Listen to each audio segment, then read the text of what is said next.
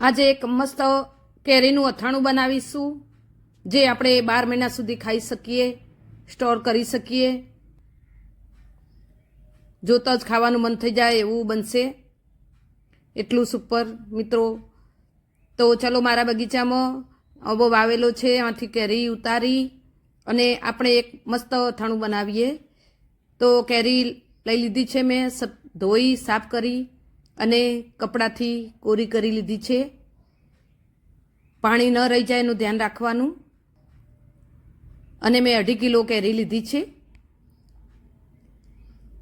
અને બજારમાં શાકવાળા ટુકડા કરી આપે છે, ગોટલા સાથે આપણે ટુકડા કરવાના છે. આપણા દાદીને આ રીતે અથાણું બનાવતા હતા, એટલે આ રીતે શાકવાળા કરી આપે છે. હવે એમાંથી આપણે ગોટલી કાઢી લઈશું. આ રીતે બધી ગોટલી અલગ કરી લઈશું. અને આ ગોટલીનો આપણે મુખવાસ બનાવીશું. આ ગોટલી આપણે ફેંકવાની નથી, આનો મસ્ત મુખવાસ તૈયાર થાય છે, એટલે એનો પણ આપણે ઉપયોગ કરી લઈશું. અને આ રીતે ગોટલી ઉતારી અને બધા ટુકડા આપણે તૈયાર કરી લઈશું. ગોટલા સાથે જ આપણે અથાણું બનાવવાનું છે. હવે આ ટુકડામાં આપણે 25 ગ્રામ હળદર નાખીશું. આ રીતે હળદર ફેલાવી દઈશું બધી. અને 100 ગ્રામ મીઠું નાખીશું.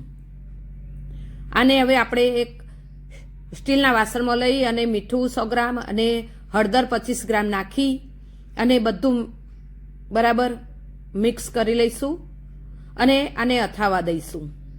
દિવસમાં 3-4 વખત આપણે આને ઉસાળી અને મૂકીશું. 2 દિવસ આપણે મીઠા અને હળદરમાં રાખ્યા પછી આપણા ટુકડા અથાઈને મસ્ત તૈયાર થઈ ગયા છે, આ રીતે. અને મેં 100 ગ્રામ ખારેક પણ ટુકડા કરીને નાખી છે, ઠીલિયા કાઢી નાખ્યા છે. હવે એક કોટનનું કપડું લઈશું, નીચે સાપું પાથરીશું અને ઉપર કપડું મૂકી અને ટુકડા પાથરીશું. પાણી આપણે એક બાજુ મૂકી દઈશું, મીઠાનું પાણી નીકળેલું. અને ટુકડા બધા કોટનના કપડામાં ફેલાવી દઈશું અને 1 કલાક માટે આને કોરા થવા દઈશું. સુધી આપણે એક મસાલો બનાવી લઈશું. એક મોટી તાસ લઈશું, એમાં ધાણાના કુરિયા 100 ગ્રામ નાખીશું અને આ રીતે વચ્ચે જગ્યા કરી લઈશું. જગ્યા કરી અને પછી એમાં રાઈના કુરિયા 50 ગ્રામ લીધા છે મેં, એ આ રીતે ફેલાવી દઈશું ચારે બાજુ. અને વરિયાળી 50 ગ્રામ લીધી છે, જે મિક્સરમાં થોડી અધકચરી દળી લીધી છે, એને પણ આ રીતે ફેલાવી દઈશું. ચારે બાજુ ગોળ રાઉન્ડ બનાવી દઈશું. અને મેથીના કુરિયા લીધા છે 100 ગ્રામ, એ પણ આ રીતે ગોળ રાઉન્ડમાં ફેલાવી દઈશું. હવે તજના ટુકડા 4 લીધા છે, લવિંગ લીધા છે 10 થી 15 અને 10 થી 15 કાળા મરી લીધા છે. વચ્ચે જગ્યા છે એમાં નાખીશું તાસમાં. અને હિંગ 1 ચમચી ભરીને નાખીશું. હિંગનો સ્વાદ અથાણામાં બહુ મસ્ત લાગે છે. સૂકા મરચાં 10 થી 15 લીધા છે અને તમાલપત્ર લીધા છે, એ પણ વચ્ચે નાખી દઈશું. આ રીતે બધું નાખી અને હવે આપણે ગેસ ચાલુ કરીશું અને તેલ ગરમ કરીશું, સરસ એવું ગરમ કરીશું. એક કડાઈ મૂકી દઈશું અને એમાં 500 ગ્રામ સરસ્યું મેં લીધું છે. ઓછું પડશે તો પછી પાછળથી નાખીશું. એને બરાબર ગરમ થવા દઈશું. આટલું ગરમ આપણે કરવાનું છે મિત્રો. આટલું થાય ગરમ એટલે આપણે ગેસ બંધ કરી દઈશું. અને ગરમ તેલ જ આપણે વચ્ચે જે મસાલો કર્યો છે એની ઉપર થોડું રેડીશું, 100 ગ્રામ જેટલું, અને એનો વઘાર કરી લઈશું. વધેલું રગવા દઈશું, એને બિલકુલ ઠંડુ થવા દઈશું. હવે આ બધું મિક્સ કરી લઈશું હલાવીને. મરચાં, તજ, લવિંગ, કાળા મરી, બધો મસાલો આ રીતે મિક્સ કરી અને આને બિલકુલ ઠરવા દઈશું. હવે આપણો મસાલો ઠરી ગયો છે, તો એમાં મસાલા બીજા નાખીએ. મરચું નાખીશું 1 વાટકી, તમારે તીખું જોઈએ તો વધારે નાખી શકો. થોડું મીઠું નાખીશું મસાલાના ભાગનું. અને આચાર મસાલો નાખીશું. 300 ગ્રામ જેટલો આચાર મસાલો નાખીશું. આ રીતે પેકેટમાં આવે છે, એનાથી સ્વાદ બહુ સરસ લાગે છે. તો 3 વાટકી 300 ગ્રામ જેટલો આપણે આમાં આચાર મસાલો નાખ્યો છે. તો આ રીતે બધો મસાલો ભેળવી લઈશું, બરાબર મિક્સ કરી. અને હવે એમાં જે કેરીના ટુકડા પૂરા થઈ ગયા છે 1 કલાક રાખ્યા પછી, તો એમાં નાખી દઈશું.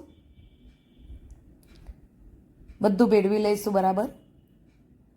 બધો મસાલો બરાબર હાથથી મસળી નાખીશું બધું. હવે 2 કિલો ગોળ લીધો છે મેં, તો બધો ગોળ એમાં નાખી દઈશું. મેં સમારી અને ઝીણો કરીને લીધો છે.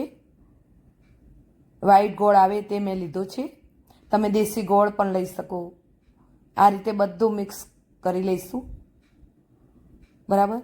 અને એક તપેલી મોટી લઈશું, તો એમાં બધું નાખીશું તો આપણને હલાવતા સારું ફાવશે. 3-4 દિવસ માટે તપેલીમાં રાખવાનું હોય છે, એટલે ગોળ ઓગળી જાય સરસ. આ રીતે બધું મસાલો તપેલીમાં નાખી અને આને દબાઈ દેવાનું છે.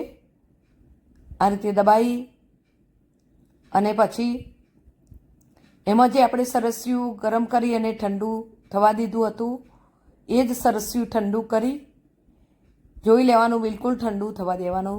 રૂમ ટેમ્પરેચર પર આવે ત્યારે એમાં બધું જ સરસ્યું રેડી દઈશું. આપણે અત્યારે 500 ગ્રામ લીધું છે. હવે અથાણું આપણે જોઈ લઈએ. તેલ બધું ઉપર આવી ગયું છે અને મસાલો બધો વળી ગયો છે અથાણામાં. કેટલું સરસ દેખાઈ રહ્યું છે મિત્રો. મારા દાદી આ રીતે અથાણું બનાવતા, ગોટલા સાથે જ અથાણું બનાવે અને એ અથાણું ખાવાની એટલી મજા આવે. આ 12 મહિના સુધી તમે ખાઈ શકો છો. જો તેલ ઉપર ડૂબાડૂબ રાખશો તો તમે 2 વર્ષ સુધી પણ મજા લઈ શકશો. અને સ્વાદ તો એટલો સરસ આવે છે. મેં થોડી ખારેક નાખી છે મિત્રો આમાં. તમે ગાજર પણ સૂકવી અને ટુકડા કરીને નાખી શકો છો. કેટલું સરસ દેખાય છે મિત્રો. તો જો તમને મારો વિડીયો ગમ્યો હોય તો મારા વિડીયોને લાઈક કરશો અને મારી ચેનલને સબસ્ક્રાઈબ કરશો અને મિત્રો સાથે જરૂરથી શેર કરજો. અને આ રીતે ગોટલા સાથે તમે પણ અથાણું બનાવજો. કોઈ પણ કેરીમાં તમે અથાણું બનાવી શકો છો. દેશી કેરી લો, રાજાપુરી લો.